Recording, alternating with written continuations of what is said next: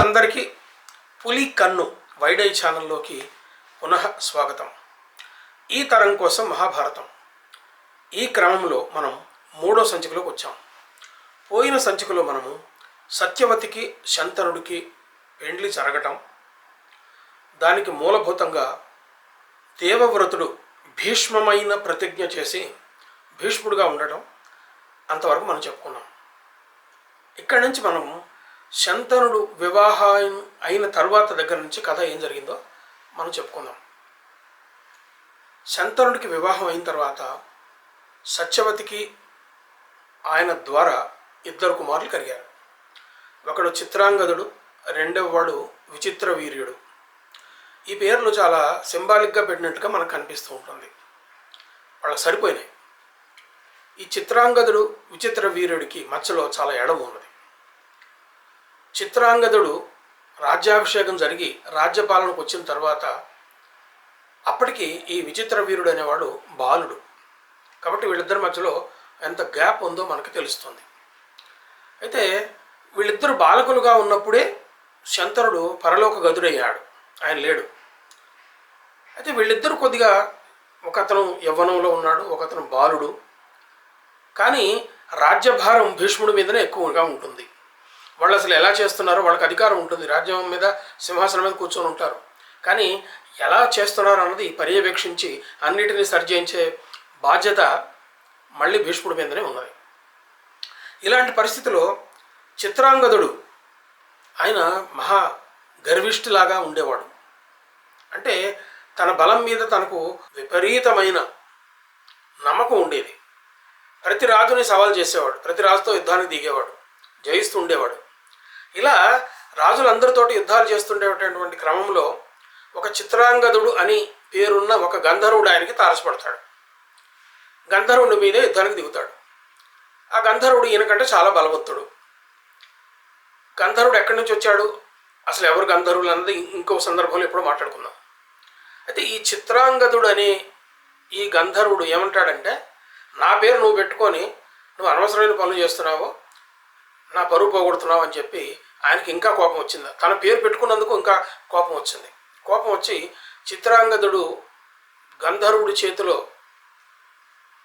ఓడిపోతాడు, చంపబడతాడు. తన పేరు పెట్టుకున్నందుకే ఆ చిత్రాంగదుడికి అంత కోపం వచ్చి ఈ చిత్రాంగదుడిని సంహరించేసేసాడు. తిరిగి హస్తినాపురం సామ్రాజ్యం రాజు లేని సామ్రాజ్యం అయింది. సింహాసనం ఖాళీ అయిపోయింది. వెంటనే భీష్ముడు మళ్ళీ ఆ విచిత్ర వీరుడు అనేటటువంటి ఆ పిల్లవాడిని అక్కడ కూర్చోబెడతాడు. సింహాసనం మీద కూర్చోబెట్టి తానే పరిపాలన చేయడం మొదలు పెడతాడు. భీష్ముడికి ఈ పరిస్థితి భారతం చివరి దాకా ఉన్నది. ధృతరాష్ట్రుడు మహారాజు అవుతాడు, కానీ ఆయన ఎప్పటికీ కేర్ టేకర్ మహారాజుగానే ఉంటాడు. అంటే కేవలం బాధ్యత తీసుకున్నటువంటి ధృతరాష్ట్రుడు బాధ్యతలు తీసుకున్నటువంటి రాజుగానే ఉంటాడు. అసలు రాజ్యం పాండురాజుది. పాండురాజు మరణించిన తరువాత జ్యేష్ఠ కుమారుడైనటువంటి ధృతరాష్ట్రుడికి జ్యేష్ఠ కుమారుడైనటువంటి దుర్యోధనుడికి రాజ్యం రావాలనుకుంటాడు. అది రాలేదు. ధృతరాష్ట్రుడే రాజుగా ఉంటాడు. కానీ అప్పటికి ఉన్నటువంటి దాని ప్రకారం యుధిష్ఠిరుడు అంటే ధర్మరాజు రాజ్యానికి రావాల్సి ఉంటుంది. కానీ అది జరగలేదు. ఆ కథ అంతా ఇంకా మనం వచ్చే సంచికల్లోకి మనకు వస్తుంది. అయితే ఇక్కడ జరిగింది ఏంటంటే, ఈ విచిత్ర వీరుణ్ణి సింహాసనం మీద కూర్చోబెట్టి భీష్ముడు పరిపాలిస్తూ ఉంటాడు. ఇలా ఒకళ్ళు సింహాసనం మీద ఉండగా భీష్ముడే పరిపాలన నిర్వహణ చేయటం వలన చివరి దాకా ఇది జరిగింది. అయితే ఇప్పుడు ఏం జరిగిందంటే, ఇప్పుడు విచిత్ర వీరుడు సింహాసనం మీద కూర్చుంటాడు. ఆయన యవ్వనవంతుడు అవుతాడు. యవ్వనవంతుడు అయిన తర్వాత ఆయనకి పెళ్లి చేయాలని అనుకుంటాడు. పెళ్లి చేయాలనుకున్నప్పుడు ఎవరున్నారు ఏంటని చూస్తాడు. కాశీరాజుకి 3 కూతుర్లు ఉంటారు. ఈ 3 కూతుర్లను ఆయన తన రాజధాని వారణాసిలో స్వయంవరాన్ని ప్రకటిస్తాడు. ఆ 3 కూతుర్లు, ఆ 3 కూతుర్ల పేర్లు ఏంటంటే అంబ, అంబిక, అంబాలిక. వీళ్ళకి స్వయంవరం జరుగుతుందని తెలిసి భీష్ముడు రథం తీసుకొని ఆయుధాలు తీసుకొని ఆ స్వయంవరం మంటపం దగ్గరికి పోతాడు. పోయి ఆయన ఛాలెంజ్ చేస్తాడు. ఈ 3 కూతుర్లను కాశీరాజా, ఈ ముగ్గురు కూతుళ్లను నా తమ్ముడికి ఇచ్చి పెళ్లి చేయడానికి నేను తీసుకెళ్తున్నాను. ఇది రాక్షస వివాహ పద్ధతిలో నేను తీసుకెళ్తున్నాను. ఎవరైనా చేతనైతే శౌర్యం ఉంటే నన్ను అడ్లగించవద్దు. మీ అందరి క్షేమం కోసం చెప్తున్నాను, నన్ను ఎవరు అడ్లగించకండి అని చెప్పి భీష్ముడు అంటాడు. అన్న తర్వాత ఎవరు అంత ధైర్యం చేయలేదు. ఎందుకంటే అప్పటికి ఉన్నటువంటి అవగాహన ప్రకారం భీష్ముడిని ఎదిరించగలిగేటటువంటి శక్తి ఉన్నటువంటి రాజులు ఎవరు కూడా ఆర్యావర్తంలో లేరు అని వాళ్ళందరూ మామూలుగా మాట్లాడకుండా ఉన్నారు. ముగ్గురు కన్యలను ఆయన రథం మీద కూర్చోబెట్టుకుని పోతుంటే సాల్వుడు అని ఈ సాల్వరాజు యువరాజు ఆయన కళ్ళు తిరుగుతాడు. అడ్డు తిరిగి నన్ను గెలిచి చూడు అని చెప్పి చేస్తాడు. సాల్వరాజు కూడా చాలా పరాక్రమంతో యుద్ధం చేస్తాడు. భీష్ముడికి అంత తేలిగ్గా ఆయన లొంగలేదు. భీష్ముడిని బాగా శ్రమ పెట్టించాడు. అంతటి మహావీరుడైన భీష్ముడు కూడా ఆయనతో యుద్ధం చేయడానికి చాలా శ్రమ పడవలసి వచ్చింది. చివరకు ఆయన్ని ఓడిస్తాడు. సాల్వరాజును ఓడిస్తే ఆయన రాజ్యానికి వెళ్ళిపోతాడు. ఈ ముగ్గురు కుమార్తెలను తీసుకొచ్చి సత్యవతి దగ్గర తీసుకొచ్చి విచిత్ర వీరుడికి ఈ ముగ్గురు కుమార్తెలతోటి పెళ్లి చేద్దాం అనుకుంటాడు భీష్ముడు. సత్యవతిని అడుగుతాడు. అడిగినప్పుడు అదే సందర్భంలో ఈ అంబ అనే అమ్మాయి సత్యవతి దగ్గర మొరపెట్టుకుంటుంది. ఏంటంటే, అమ్మ, నేను సాల్వ యువరాజును నేను ప్రేమించాను. మా నాన్నగారు కూడా ఆ ప్రేమను అంగీకరించారు. ఆ రోజు స్వయంవరంలో కొద్దిసేపు అయినట్లయితే నేను సాల్వరాజు మెళ్ళలో వరమాల వేసేదాన్ని, అతను పెళ్లి చేసుకునేదాన్ని. అన్యాయంగా ఈయన మమ్మల్ని ఎత్తుకొని వచ్చాడు అని చెప్పి అమ్మాయి చెబుతుంది. అంబ అనే అమ్మాయి సత్యవతికి చెప్తుంది. సత్యవతి అంగీకరిస్తుంది. అట్లాగే భీష్ముడు కూడా ఆమె కథ విని, అయ్యో పొరపాటు జరిగిందే, అలా ఇంకొకళ్ళను ప్రేమించిన వాళ్ళను ఎత్తుకురావాలని నేను అనుకోలేదు. స్వయంవరం కాబట్టి, ఇంకా జరగలేదు కాబట్టి, మీరు ఎవరిని కోరుకోలేదు కాబట్టి తీసుకొచ్చాను అని చెప్పి ఈ అంబను నువ్వు సాల్వరాజు దగ్గరికి వెళ్ళు అని చెబుతూ ఆమెకి రకరకాల బహుమానాలు ఇచ్చి, చీర పెట్టి సారి పెట్టి బహుమానాలు ఇచ్చి ఒక రథం మీద సాల్వరాజు దగ్గరికి పంపిస్తాడు. వీళ్ళిద్దరూ అంబిక, అంబాలిక, వీళ్ళిద్దరికీ ఈయనతోటి వివాహం జరిగిపోతుంది. ఎవరితోటి? విచిత్ర వీరుడితోటి పెళ్లి చేసేస్తారు. అయితే అక్కడ ఈ అంబ జరిగింది ఏంటంటే, ఆ అంబ సాల్వరాజు దగ్గరికి పోతుంది. పోయినప్పుడు ఆయన అంగీకరించడు, పెళ్లి చేసుకోవాలని అంగీకరించడు. ఎందుకు అంగీకరించడు అంటే, నిన్ను ఇంకొకరికి భార్యగా వరించి ఆయన తీసుకొని పోయాడు కాబట్టి ఇప్పుడు నేను నిన్ను భార్యగా స్వీకరించలేను అని ఆయన అంటాడు. ఆయన అన్నప్పుడు ఈమె అంటుంది కదా, అదేంటి మన ఇద్దరం ప్రేమించుకున్నాము, నేనంటే నీకు చాలా ఇష్టం, నువ్వన్నా కూడా నాకు చాలా ఇష్టము, అక్కడ ఏం జరగలేదు కదా, నాకు పెళ్లి జరగలేదు కదా, ఇంకొక రకంగా కూడా జరగలేదు కదా, అలాంటప్పుడు నన్ను స్వీకరించడానికి నీకు ఉన్నటువంటి అభ్యంతరం ఏంటి అంటే ఆయన అంటాడు కదా, ఆయన చేతిలో నేను ఓడిపోయాను, ఆయన నిన్ను ఎత్తుకొని పోయినాడు కాబట్టి ఆయన వెళ్ళి పెళ్లి చేసుకోమని చెప్పు, నేను చేసుకోను నిన్ను అని చెప్పి వాళ్ళిద్దరూ అమ్మాయి ఎంత వాదించినా కానీ సాల్వరాజు యువరాజు ఒప్పుకోలేదు. సాల్వరాజు ఒప్పుకోని కారణంగా అంబ మళ్ళీ వెనక్కి తిరిగి వస్తుంది, భీష్ముడి దగ్గరకు వస్తుంది. సత్యవతికి భీష్ముడికి జరిగిన విషయం చెబుతుంది. ఏం చెబుతుందంటే, సాల్వరాజు అంగీకరించట్లేదు. ఆ యువరాజు ఏమంటున్నాడంటే, భీష్ముడు నిన్ను వరించి అంటే రాక్షస పద్ధతిలో ఎత్తుకొని వెళ్ళిపోయాడు, నన్ను వివాహం చేసుకోవడానికి ఎత్తుకుపోయాడు కాబట్టి నువ్వు ఆయనకు తగినట్టు, ఆయన గెలిచాడు, నేను ఓడిపోయాను, ఆయన గెలిచాడు కాబట్టి ఆయనకే నువ్వు భార్య అవుతావు, పోయి ఆయనే చేసుకోమని అంటున్నాడు సాల్వరాజు అని చెప్పి అంటుంది. సత్యవతి ఒక రకంగా మొగ్గు చూపింది. అంబ అనే అమ్మాయి అన్యాయం అయిపోతుంది, సాటి స్త్రీగా ఇలా అన్యాయం జరగడానికి వీల్లేదు అని భావిస్తూ ఆమె ఏమంటుందంటే, భీష్ముడిని ఏమి చెప్పదు. ఎందుకంటే అంతకు ముందే భీష్ముడు తిరిగి వివాహం చేసుకోవడానికి అంగీకరించలేదు. అయితే భీష్ముడిని అడుగుతుంది పెళ్లి చేసుకోమని.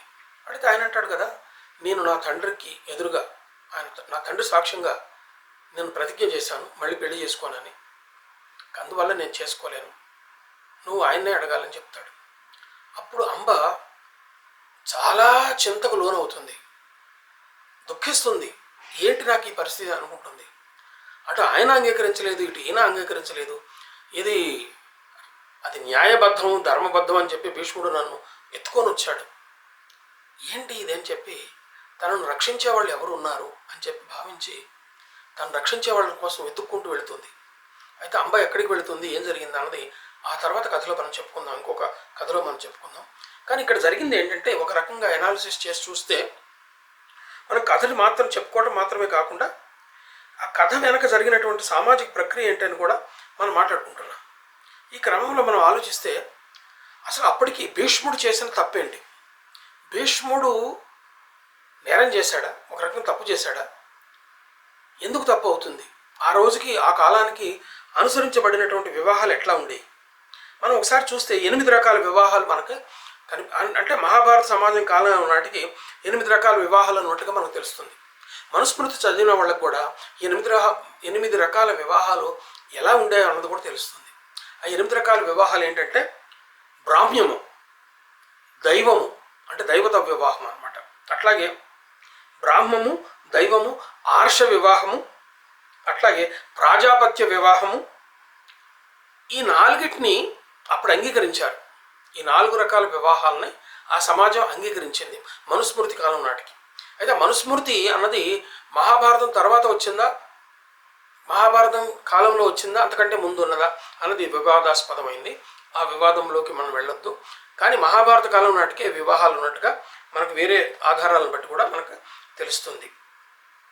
అయితే ఆ రోజు కూడా ఆమోదించబడని వివాహాలు కొన్ని ఉన్నాయి. అవేంటంటే ఆసుర వివాహము, గాంధర్వ వివాహము, రాక్షస వివాహము, పైశాచిక వివాహము అని ఈ ఉన్నాయి. ఇది గమ్మత్ ఏంటంటే సమాజం మారింది, కానీ ఈ 8 రకాల వివాహాలు మనకి ఈరోజు కూడా కనిపిస్తాయి. సరే, ఈ 8 రకాల్లో మనకి రాజులకు వర్తించేవి 2 ఉన్నాయి. ఒకటి గాంధర్వము, రాక్షసము. అంటే గాంధర్వం అంటే రాజుకి ఇంకొక స్త్రీకి అంగీకారం కుదురుతుంది. అంగీకారం కుదిరినప్పుడు మన ఇద్దరు పెళ్లి చేసుకోవాలనుకుంటారు, పెళ్లి చేసుకుంటారు, అయిపోతుంది. కలుస్తారు, పెళ్లి చేసుకుంటారు, అయిపోతుంది. ఇది గాంధర్వ వివాహం. ఈ గాంధర్వ వివాహం ఈ రోజుల్లో కూడా యువతీ యువకుల మధ్యలో జరుగుతూనే ఉంది.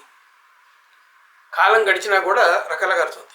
ఇక రాక్షస వివాహం అంటే అమ్మాయి ఇష్టపడకపోయినా అమ్మాయి ఇంటి మీద దాడి చేసి అమ్మాయిని ఎత్తుకొని వచ్చి ఇంటికి తీసుకొచ్చి పెళ్లి చేసేసుకోవడం, ఇది రాక్షస వివాహం. అయితే ఈ రాక్షస వివాహము ఒక కాలంలో గిరిజనులలో అమల్లో ఉన్నట్టుగా మనకు తెలుస్తుంది. ఇప్పటికీ కూడా కొన్ని గిరిజన తెగల్లో అబ్బాయికి అమ్మాయి కావాలని ప్రేమించి పెళ్లి చేసుకునేటటువంటి సౌలభ్యం ఉంది, ఇప్పటికి కూడా ఉంది. అంటే తల్లిదండ్రుల అనుమతి లేకుండా కూడా వాళ్ళు పెళ్లి చేసేసుకోవచ్చు. అలాగే అదే గిరిజన తెగల్లో, కొన్ని గిరిజన తెగల్లో అబ్బాయికి అమ్మాయికి కుదురుతుంది, పెద్దవాళ్ళు కూడా ఒప్పుకుంటారు. కానీ ఆచారం ప్రకారం అబ్బాయి వాళ్ళు ఒక 10 మంది 20 మంది కర్రలు తీసుకొని, ఆయుధాలు తీసుకొని అమ్మాయి ఇంటి మీదకి వెళ్ళిపోతారు. అమ్మాయి ఇంటికి వెళ్ళిపోయి అమ్మాయిని తీసుకొని వస్తారు, ఒక రకంగా దాడి చేస్తారనమాట. అవతలి వాళ్ళు కూడా సరదాగా వీళ్ళ మీద యుద్ధం చేస్తున్నట్టు చేస్తారు. కానీ అమ్మాయి వాళ్ళ తరఫున వాళ్ళు ఓడిపోతారు. అమ్మాయిని తీసుకొని వచ్చి ఇంటి దగ్గర తీసుకొచ్చి అబ్బాయి ఇంటి దగ్గర పెళ్లి చేస్తారు. ఈ రకమైనటువంటి పెళ్లి ఈ రోజుల్లో కూడా కొన్ని గిరిజన తెగల్లో ఉన్నట్టుగా మనకి తెలుస్తూ ఉన్నది. ఇది రాక్షస వివాహం. అయితే భీష్ముడు కాశీరాజు 3 కూతుర్లను కూడా ఈ రాక్షస వివాహం పద్ధతిలో అమాంతం ఎత్తుకొని వచ్చేసాడు. అక్కడ యుద్ధం కూడా జరిగింది. అది ఇప్పుడు కూడా జరుగుతుంది. ఈ రకంగా కూడా ఇప్పుడు కూడా కొన్ని గిరిజన తెగల్లో అమలులో ఉన్నది. తీసుకొని వస్తే కానీ ఇదే భీష్ముడిని గురించి మనం ఇంతకుముందు వేరే రకంగా చెప్పుకున్నాం. అది వేరే రకంగా ఏం చెప్పుకున్నామంటే, ఇదే భీష్ముడు దేవవ్రతుడిగా ఉన్న కాలంలో దాశరాజు దగ్గరికి పోయినాడు. దాశరాజు దగ్గరికి పోయినప్పుడు వాళ్ళు భయపడ్డారు. దేవవ్రతుడు మహావీరుడు, తను గెలిచేవాళ్ళు ఎవరు లేరు, కావాలంటే సత్యవతిని ఎత్తుకొని పోవచ్చు అని చెప్పి వాళ్ళు భయపడ్డారు. కానీ అంతకుముందు శంతనుడు కూడా తను కావాలనుకుంటే రాక్షస వివాహ పద్ధతిలో రాజు కాబట్టి అమ్మాయిని ఎత్తుకొని పోయి పెళ్లి చేసుకొని ఉండొచ్చు. కానీ వాడు చేసుకోవాలి. ఎట్లా? శంతనుడు, దేవవ్రతుడు ఇద్దరు కూడా దాశరాజు కన్యకు, అంటే దాశరాజు కుమార్తెకు, దాశరాజుకు ఉన్నటువంటి వ్యక్తిగతమైనటువంటి హక్కులను వాళ్ళు కాదనలేదు. వాళ్ళ అంగీకారంతో పెళ్లి చేసుకున్నారు. దాశరాజు నా కూతురు పుట్టినటువంటి వాడే రాజు కావాలంటే వీళ్ళు అంగీకరించారు. కానీ ఆ పద్ధతి ఇప్పుడు జరగలేదు. ఆ పద్ధతి భీష్ముడు విచిత్ర వీరుడికి భార్యలుగా తీసుకురావాలని ప్రయత్నం చేస్తే, కాశీరాజు కుమార్తెలను ఎత్తుకురావాలని ప్రయత్నం చేసినప్పుడు ఇలాంటి గౌరవం, ఇలాంటి మర్యాద కాశీరాజుకి ఇవ్వలేదు. అతను ఇవ్వకుండా ఎత్తుకొని వచ్చేసాడు. ఇది భీష్ముడు మొట్టమొదటి చేసినటువంటి పెద్ద తప్పుగా మనం భావించవచ్చు. ఈ దోషానికి ఆయన చేసినటువంటి ఈ ఒక రకమైనటువంటి ఘోర కృత్యానికి ఆయన అనుభవించాడు, ఆయన మూల్యం చెల్లించుకున్నాడు భీష్ముడు. ఒక రకంగా భీష్ముడి మరణానికి ఇదే కారణమైంది. ఆయన చేసినటువంటి ఈ తప్పే ఆయన మరణానికి కారణమైంది. అది ఎట్లాగంటే అంబే మళ్ళీ ప్రతిజ్ఞ చేసింది, నీ చావుకు నేను కారణం అవుతానన్నది. ఆమె ఇంకొక జన్మలో శిఖండిగా పుట్టింది, భీష్ముడి మీద ప్రతిజ్ఞ చేసుకుంది. భీష్ముడి మరణానికి ఈ అంబ కారణం అవుతుంది. అంటే భీష్ముడు విచిత్ర వీరుడికి భార్యలను తీసుకురావాలని చెప్పి రాక్షస పద్ధతిలో కన్యలను ఎత్తుకొని వచ్చినటువంటి ఈ దోషానికి మూల్యం చెల్లించుకొని ఆయన మరణించాడు చివరిలో. అంటే మహాభారత కథలో ఇది ఒక ముఖ్యమైనటువంటి మలుపని మనం చెప్పాలి. ఆయన మిగతా వాళ్ళను అంగీకరించినప్పుడు మంచిగానే జరిగింది, ఎదుటి వాళ్ళ హక్కుని అంగీకరించినప్పుడు భీష్ముడు మంచిగా జరిగింది. కానీ అంగీకరించకుండా ఉన్నప్పుడు మంచి జరగలేదు. ఆ తర్వాత ఏం జరిగిందంటే అంబికకు అంబాలికకు పెళ్లి జరిగింది. ఈ పెళ్లి జరిగిన తర్వాత ఈ విచిత్ర వీరుడు అనేవాడు ఆ పేరుకు తగ్గట్టుగా చాలా విచిత్రంగా ప్రవర్తించేవాడు. విపరీతమైన భోగలాలసుడు, తను కావాలనుకున్న ప్రతి స్త్రీని అనుభవించేవాడు. ఇలా అనుభవించి అనారోగ్యం పాలై చచ్చిపోతాడు. మళ్ళీ భీష్ముడికి అదే సమస్య మొదలైంది. ఏ సమస్య? హస్తినాపురానికి రాజు లేని పరిస్థితి, హస్తినాపురం సింహాసనం ఖాళీగా ఉన్నటువంటి పరిస్థితి ఏర్పడింది. మళ్ళీ భీష్ముడే ఆయన కేర్ టేకర్గా ఉండాల్సినటువంటి పరిస్థితి ఏర్పడింది. అప్పుడు సత్యవతి భీష్ముడిని పిలిపించి ఒక మాట అడుగుతుంది. మనకి ఒక సామాజిక నియమం ఉంది. ఆ సామాజిక నియమం ఏమిటంటే, ఒక రాజకుమారుడికి అనుకోకుండా ఆయన చనిపోతే ఆయన భార్యలు విధవలైనప్పుడు అతని అన్న కానీ అతని తమ్ముడు కానీ దేవర న్యాయం ప్రకారం వాళ్ళను భార్యలుగా స్వీకరించి వాళ్ళ ద్వారా సంతానాన్ని పొందవచ్చు. ఇది దేవర న్యాయం అంటారు. ఈ దేవర న్యాయము భారత సమాజంలో ఇప్పటికి కూడా కొన్ని సందర్భాల్లో కొన్ని తెగల్లో ఇది కొనసాగుతూ ఉన్నది. ఈ దేవర న్యాయం మనకు రామాయణంలో కూడా కనపడుతుంది, అది వేరే విషయం. అయితే ఈ దేవర న్యాయం ప్రకారము చనిపోయిన వ్యక్తి కన్నా చనిపోయిన వ్యక్తి సోదరుడు పెద్దవాడైతే దాన్ని జ్యేష్ఠ దేవర న్యాయం అంటారు. అతనికి తమ్ముడైతే కనిష్ఠ దేవర న్యాయం అంటారు. విచిత్ర వీరుడికి భీష్ముడు అన్న అవుతాడు. కాబట్టి సత్యవతి ఏం చెప్తుందంటే, సింహాసనం ఖాళీ అయింది, వారసులు లేరు, కురువంశం అంతరించిపోతుంది. కాబట్టి నువ్వు ఈ అంబిక అంబాలికలను భార్యలుగా స్వీకరించి వాళ్ళతో సంతానాన్ని పొందు అంటుంది. అంటే భీష్ముడు మహాప్రతిజ్ఞ చేశాను నేను, అందుకే నన్ను భీష్ముడు అని పిలుస్తున్నారు. సూర్యుడిలో వేడి తగ్గిపోయినా, చంద్రుడిలో వేడి వచ్చినా, గాలి వీచటం ఆగిపోయినా, సముద్రాల్లో నీళ్లు ఇంకిపోయినా నేను నా ప్రతిజ్ఞను తప్పను. నా తండ్రి ఎదురుగా చేసినటువంటి ప్రతిజ్ఞ ప్రకారం నేను వివాహం చేసుకోను, మరొక స్త్రీ ద్వారా సంతానాన్ని పొందను, ఇది జరిగేది కాదు, ఇంకేదైనా ఉంటే ఆలోచించండి అని చెప్పి ఆయన చెప్తాడు. చెప్పినప్పుడు సత్యవతి తనకు వివాహానికి పూర్వం జరిగినటువంటి విషయాన్ని చెప్తుంది. ఇప్పటిదాకా బయట ప్రపంచానికి అది తెలియదు. ఏం తెలీదు అని అంటే అప్పుడు చెప్తుంది. అప్పుడు ఏం చెప్తుంది అంటే, నా కన్యాత్వం దూషితం కాకుండా పరాశరుడు అనే ఆయన ద్వారా నేను ఒక కుమారుణ్ణి పొందాను. సద్యో యవ్వనుడిగా పొంది ఆయన వెళ్ళిపోతూ, అమ్మా నువ్వు నన్ను ఎప్పుడు తలుచుకున్నా నేను నీ ఎదురుగా ఉంటాను, నీకు ఏం సహాయం కావాలో చేస్తానని అన్నాడు. అతను నీకు అన్న అవుతాడు, ఆయన వేదవ్యాసుడు. ఆ వేదవ్యాసుడిని పిలిపించి వేదవ్యాసుడు ద్వారా ఈ అంబిక అంబాలికలతో వాళ్ళిద్దరూ సంతానవతులయ్యేటట్టుగా చేస్తానని చెప్తుంది. చెప్తే భీష్ముడు చాలా సంతోషిస్తాడు. అది తప్పను ఇంకోటోనో ఆయన అనలేదు, అది దైవకార్యంగా భావించాడు, దైవీ ఘటనగా ఆయన భావించాడు. అప్పుడు ఆమె వేదవ్యాసుడిని పిలుస్తుంది. వేదవ్యాసుడు ఎప్పుడు తపస్సు చేసుకునేవాడు, ఆయన నిత్యము తపస్సులోనే ఉండేవాడు. ఒంటికాల మీద నిలబడి జడలు కట్టింది, రాగి రంగులో ఉన్న జడలు, రాగి రంగులో ఉన్న మనిషి. చూడటానికి మామూలు రాచకన్యలు, రాచ కుటుంబాల్లో ఉండేటటువంటి రాణివాసంలో ఉండేవాళ్ళు ఆయన చూసి తట్టుకోలేనటువంటి ఆకారంలో ఉంటారు. ఆకారం ఉన్నప్పుడు వ్యాసుడు అడుగుతాడు, అమ్మా ఏంటి నన్ను ఎందుకు పిలిచావని అడిగితే ఆమె చెబుతుంది, ఇట్లా నీ వంశం ఇక్కడ కురువంశం అంతరించిపోయే పరిస్థితి ఉన్నది. ఇట్లాంటి సందర్భంలో నియోగం ద్వారా ఒక వేరు సంతానాన్ని పొందవచ్చు. ఆ నియోగ పద్ధతిని ఇప్పుడు నువ్వు ఆచరించాలని చెప్తుంది. నీ కోడళ్ళు నన్ను చూసి అంగీకరించారో ముందు వాళ్ళతో మాట్లాడని చెప్తాడు. చెప్పినప్పుడు ఆయన సత్యవతి కోడళ్ళు పిలిచి, ఇతను నా కుమారుడే, మీకు బావగారు అవుతాడు, అంటే మీ భర్తకు అన్న అవుతాడు, ఆయన ద్వారా మీరు సంతానాన్ని పొందాలి, ఆయన అంగీకరించండి, దీన్ని ఈ కురువంశం కొనసాగించే ఒక యజ్ఞంలాగా భావించండి, ఒక పవిత్ర కార్యంలాగా భావించండి, మీరు ఆయన ద్వారా సంతానాన్ని పొందండి అని చెప్తే వాళ్ళు అంగీకరిస్తారు.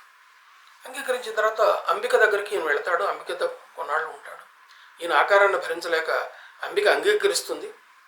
అంగీకరించినా కూడా ఒక కుమారుడు పుడతాడు. అతను గుడ్డివాడిగా పుడతాడు. పుడితే ఇట్లా జరిగిందని తెలుసుకుంటారు వాళ్ళు. తెలుసుకొని ఏంటి ఇట్లా గుడ్డివాడు రాజ్యానికి అర్హుడు కాదు కదా, ఎట్లా ఇంకో సంతానం కావాలని అనుకుంటాడు. అతను గుడ్డివాడైనా మహాబలవంతుడు. 1000 ఏనుగుల బలం ధృతరాష్ట్రుడికి ఉంటుంది. అక్కడ సకల విద్యా పారంగతుడు అవుతాడు, గొప్పవాడు అవుతాడు. కానీ అందుడు దానికి కారణం కూడా ఆ అంబికే. నన్ను తలుచుకునే సందర్భంలో, సంయోగం జరిగే సందర్భంలో ఆమె కళ్ళు మూసుకుంది, అందుకని అలా జరిగిందంట. మన తర్వాత సరే ఇంకొక కుమారుని కనమంటే ఇంకొక సందర్భంలో కూడా ఆమె ఏం చేస్తుందంటే, అంబాలిక రెండో భార్య ఆమె నిశ్చేష్టురాలైపోయి పాలిపోయినలాగా అయిపోతుంది. ఆ కారణంగా పాండురాజు పుడతాడు. పాండురాజు అంటే పాలిపోయిన వర్ణంలా ఉన్నవాడు అని చెప్పి ఆయన పేరు కూడా అదే అవుతుంది. అతను మహారాజు అవుతాడు, గొప్పవాడు అవుతాడు. అంటే అప్పుడు మళ్ళీ సత్యవతికి ఇంకా మమకారం పోక ఇంకా అన్ని సకల శుభలక్షణాలు ఉన్నటువంటి వాడు కావాలని చెప్పి ఆమె భావించి అంబికను మళ్ళీ బ్రతిమాలడి ఆయన దగ్గరికి వెళ్ళమని చెబుతుంది. చెప్తే అంబిక ఏం చేస్తుందంటే, ఈసారి ఆయన దగ్గరికి తను పోవటం ఇష్టం లేక తన దగ్గర ఉన్నటువంటి ఈ దాసికి అలంకరణలు చేసి వేషం వేసి ఆయన దగ్గర పంపిస్తుంది. ఆయన గ్రహించాడు కూడా ఆమెతోటి సంతానం పొందే కార్యక్రమం చేస్తాడు. దాని ద్వారా ఒక సంతానం కలుగుతుంది. కాబట్టి ఇక్కడ జరిగింది ఏంటంటే, ఒక బ్రాహ్మణుడికి ఒక శూద్ర స్త్రీకి పుట్టినటువంటి సంతానం అది. దాని ప్రకారం ఆ రోజు ఉన్నటువంటి స్మృతుల ప్రకారము అలాంటి వాడు శూద్రుడే అవుతాడు. తండ్రి వర్ణం రాదు, తల్లి వర్ణమే వస్తుంది. తల్లి వర్ణం ప్రకారం శూద్రుడు అవుతాడు. ఇంకా నీచంగా భావించబడి పారశుడు అని కూడా అంటారట ఆయన్ని, అలా పుట్టిన సంతానాన్ని. ఆ కారణంగా అతను సింహాసనానికి అర్హత కోల్పోతాడు. అర్హత కోల్పోవటం వల్ల ఏం జరుగుతుంది, చివరికి ఈ గుడ్డివాడైనటువంటి ధృతరాష్ట్రుడే మళ్ళీ రాజు కావాల్సి వచ్చింది. ఆ రాజు కేర్ టేకర్ రాజుగా అవుతాడు, అంటే కార్యనిర్వాహకుడైనటువంటి రాజు అవుతాడు. ఇక్కడ మనం ఒక చిన్న తేడాను గమనించాలి. అదేంటంటే, వీళ్ళు కొద్దిగా పెరిగి పెద్ద అయిన తర్వాత అప్పటిదాకా రాజభారాన్ని భీష్ముడే నిర్వహిస్తాడు. ధృతరాష్ట్రుడు పాండురాజు ఇద్దరు పెరుగుతూ ఉంటారు. వాళ్ళు పెరిగి వాళ్ళకి రాజ్య చేయగలిగేటటువంటి శక్తి వచ్చిన దాకా ఈయనే రాజ్యాన్ని పరిపాలిస్తూ ఉంటాడు. ఆ తర్వాత వ్యాస భారతం ప్రకారం అంధుడైనటువంటి వాడికి రాజ్యార్హత లేదు కాబట్టి భీష్ముడు సత్యవతి ఇద్దరు కూడా పాండురాజుకి పట్టాభిషేకం చేస్తారు అని వ్యాస భారతంలో ఉంది. కానీ ఇక్కడ జరిగింది ఏంటంటే, కవిత్రయ మహాభారతం ప్రకారం నన్నయ్య గారి ఆది పర్వంలో ఉన్న దాని ప్రకారం భీష్ముడు సత్యవతి ధృతరాష్ట్రుడికి పట్టాభిషేకం చేస్తారు. వ్యాస భారతంలో పాండురాజుకు పట్టాభిషేకం చేశాడని ఉంది. కానీ కవిత్రయ మహాభారతంలో ధృతరాష్ట్రుడికి పట్టాభిషేకం చేసినట్టుగా ఉంది. సో ఇక్కడ జరిగింది ఏంటంటే, ఈ అంకంలో మనం చెప్పుకున్నటువంటి విషయాలు ఏంటంటే, శంతనుడికి వివాహం అయిన తర్వాత సత్యవతికి 2 కుమారులు కలుగుతారు. వాళ్ళు ఆ 2 కుమారులు చిత్రాంగదుడు, విచిత్ర వీరుడు. వీళ్ళిద్దరికీ కాశీరాజు 3 కుమార్తెలను తీసుకొచ్చి పెళ్లి చేయడానికి ప్రయత్నం చేస్తారు. అంబ వేరే కారణం వల్ల వెళ్ళిపోతుంది. అంబిక అంబాలికలకు విచిత్ర వీరుడితోటి పెళ్ళవుతుంది. పెళ్ళయిన తర్వాత అంతకుముందు చిత్రాంగదుడు మరణిస్తాడు. పెళ్ళయిన తర్వాత వాళ్లకు సంతానం కలగకుండానే విచిత్ర వీరుడు మరణిస్తాడు.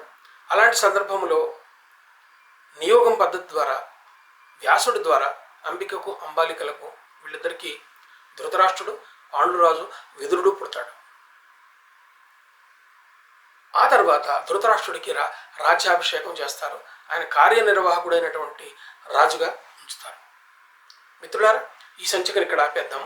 వచ్చే సంచికలో మనము దీని తర్వాత ఏం జరిగింది కథ, ఇలా జరుగుతూ ఉండగా ధృతరాష్ట్రుడు పరిపాలిస్తూ ఉండగా అక్కడి నుంచి కథ ఎలా మొదలైంది, మహాభారతం కథ అక్కడ ఎలా మలుపు తిరుగుతుంది, పాండురాజు ఏమవుతాడు, ఆయన కుమారులు ఏమవుతారు, కౌరవులు ఎలా జన్మిస్తారు, పాండవులు ఎలా జన్మిస్తారు, ఇవన్నీ కూడా వచ్చే సంచికలు మనం చెప్పుకుందాం. అంతవరకు సెలవు. ఒక మనవి ఏంటంటే, ఈ ఛానల్ మీకు నచ్చితే లైక్ చేయండి, మీ బంధుమిత్రులకు షేర్ చేయండి. మహాభారతాన్ని ఆధునిక కాలంలో ఎలా చూడాలి, దాన్ని ఎలా అర్థం చేసుకోవాలి, ఈ తరం వాళ్ళు మహాభారతాన్ని తెలుసుకోవడం ద్వారా వచ్చే ప్రయోజనాలు ఏంటి, వీటన్నిటిని దృష్టిలో పెట్టుకొని ఈ తరం కోసం మహాభారతాన్ని అందిస్తున్నాను. కాబట్టి వీలైనంత ఎక్కువ మందికి దీన్ని వ్యాప్తి చేయవలసిందిగా ప్రార్థిస్తున్నాను. సబ్స్క్రైబ్ చేసి పక్కన ఉన్న బెల్ ఐకాన్ని నొక్కితే నేను అప్లోడ్ చేయగానే మీకు నోటిఫికేషన్ వస్తుంది. మీరు మీతో పాటు ఎంతోమంది, ఎన్నో వందల వేల మంది దీన్ని ఉచితంగా చూసేటటువంటి అవకాశం ఉంటుంది. నమస్తే.